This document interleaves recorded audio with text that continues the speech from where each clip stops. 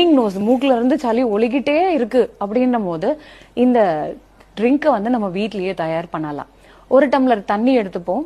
அதுல 1/4 டீஸ்பூன் மஞ்சள் தூள், 1/4 டீஸ்பூன் மிளகு தூள், ஒரு ஏலக்காய், ஒரு லவங்கம், இதை நல்லா இடிச்சு போட்டுருங்க. ஒரு கைப்பிடி அளவுக்கு துளசி இலை கிடைக்கலன்னா கற்பூரவள்ளி எடுத்துக்கலாம். ரெண்டுமே இருக்குன்னா ரெண்டும் சேர்த்து ஒரு கைப்பிடி அளவுக்கு போடுங்க.